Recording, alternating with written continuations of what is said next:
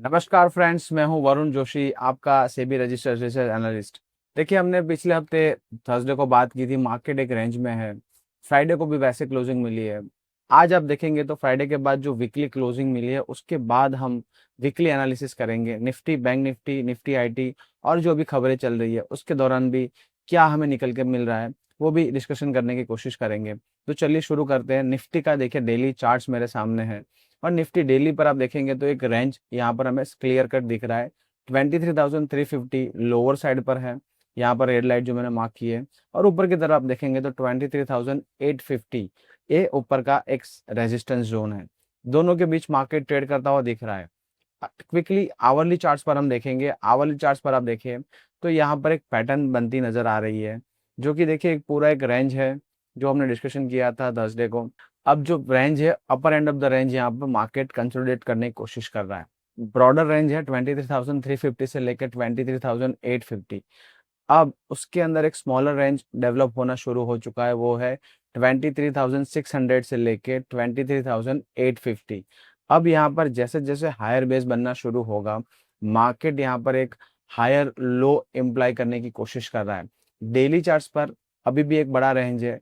Hourly charts पर जो daily से एक छोटा टाइम फ्रेम है वहां पर हम एनालाइज करते हैं तो मार्केट ने एक हायर बेस बनाने की कोशिश की है। उसका कंफर्मेशन हमें मिलेगा 23,850 पर क्लोजिंग मिलता है डेली पर, या आवरली के 3-4 कैंडल्स आपको सीधा हमें क्लोज मिलना शुरू हो जाए। तो सबसे पहला अब इम्पोर्टेंट सपोर्ट क्या होगा, अगर आपके पास कोई भी पोजीशन है लॉन्ग, तो 23,600 का पहला सपोर्ट रहेगा। उस पर आपको यहाँ पर एक बार एग्जिट करना चाहिए या स्टॉप लॉस लेना चाहिए। दूसरा कंडीशन क्या है, अभी भी आप बाइंग नहीं कर रहे और कुछ भी कारण से मार्केट में कोई गिरावट आती है तो 23,600 यानी बाय ऑन डिप का ट्रेड बन सकता है। हालांकि 100 पॉइंट से नीचे है और थोड़ा वॉलेटाइल भी अब कम होना शुरू हो चुका है। इंडियन विक्स की अगर बात करें तो 17.82 चल रहा है और यहाँ पर 18 के नीचे विक्स आना एक अच्छा इंडिकेशन माना जाएगा। दूसरी बात करेंगे निफ्टी बैंक पर। निफ्टी बैंक पर देखिए डेली चार्ट्स पर अभी भी एक यहाँ पर बेस बनने की कोशिश कर रही है, बट निफ्टी से विपरीत यहाँ पर आप देखेंगे तो इतना कोई हायर बेस बनने की कोशिश नहीं कर रहा है। निफ्टी बैंक के अंदर अगर हम बात करते हैं तो निफ्टी बैंक के अंदर यहाँ पर एक जो डेली चार्ट्स पर एक बात करेंगे तो डेली चार्ट्स पर हम देखेंगे यहाँ पर एक बुलिश इंगल्फिंग का एक पैटर्न बना है। नॉट एग्जैक्टली टेक्स्ट बुक है, बट यहाँ पर एक बुलिश इंगल्फिंग बना है और यहाँ पर एक पॉजिटिव मोमेंटम शो कर रहा है। आवली चार्ट्स पर अगर हम देखते हैं, आवली चार्ट्स पर काफी नैरो रेंज है 1500 पॉइंट्स का, और ऊपर की तरफ देखेंगे 54,300, नीचे की तरफ हम देखेंगे तो 52,800। मेक और ब्रेक लेवल दोनों तरफ है।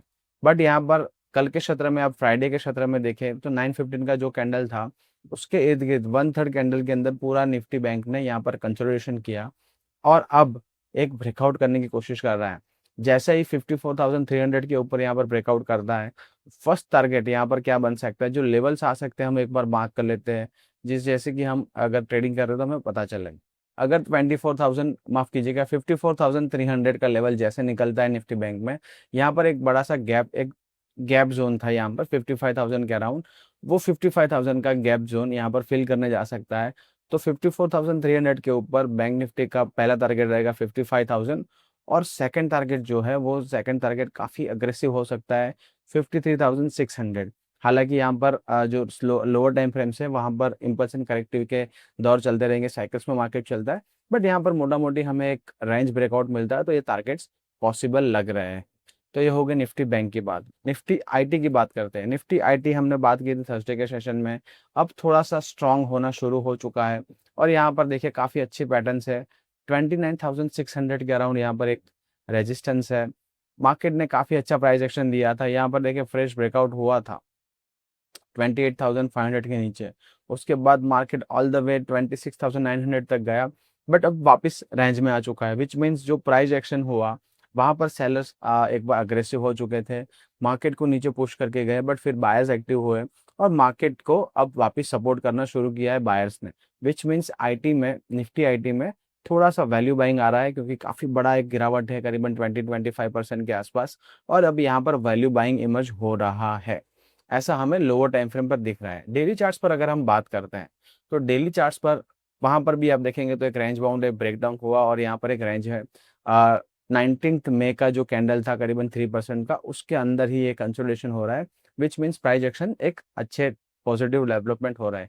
अगर कोई भी कारण सर यहाँ पर 28,500 नीचे 28,500 के नीचे जाता है मार्केट, तो फिर से अपना जो मेन ट्रेंड है डाउन ट्रेंड वो कंटिन्यू कर सकता है, और ऊपर की तरफ 29,500 29,600 एक ऐसा जोन है, यहाँ से अगर मार्केट बाहर निकलता है तो यहाँ पर मार्केट में एक बुलिश मोमेंटम बन सकता है निफ्टी आईटी के अंदर। बट मेन जो इंडिकेशन है हमें निफ्टी बैंक और निफ्टी आईटी के अंदर मिल रहे हैं। साथ ही में ओवर द वीकेंड्स काफ़ी यहाँ पर यूएस ईरान के बारे में जो नेगोशिएशंस हो रहे हैं, जो डील हो रही है, डील हो चुकी है, वैसे भी रिपोर्ट्स हमें मिल रहे हैं। बट अगर हम बात करें जो ग्लोबल मीडिया जो रिपोर्ट कर रहा है और रिलायबल सोर्सेज से बात करें, तो वहाँ पर अभी भी निकल के आ रहा है कि जो ट्रम्प ने ट्वीट करके बोला है, जो नेगोशिएशंस हो रहे हैं वो उनकी बात आगे चल रही है। अभी भी कुछ ठोस यानी साइनिंग जो डॉक्यूमेंट्स है या एग्रीमेंट है वो नहीं हुए हैं, बट ईरान कुछ अपनी शर्तें उनकी शर्तें मान चुका है। यूएस भी अपनी थोड़ी-सी शर्त जो उनकी जो कंडीशंस है वो ढीली करने की कोशिश कर रहा है, और कहीं न कहीं यहाँ पर एक डील हो सकती है, एग्रीमेंट हो सकता है यूएस ईरान के बीच, which would be a very positive signs for our markets. तो यहाँ पर हमारे जो मार्केट्स थे, इंडियन मार्केट्स काफ़ी प्रेशर में थे because of crude, because of ज ईरान यूएस टेंशन्स। तो उसके वहाँ पर हमें थोड़ा-सा राहत मिलता हुआ दिख रहा है। क्रूड का क्लोजिंग हम देखते हैं क्विकली। ब्रांड क्रूड क्लोज हुआ था करीबन $104 के आसपास।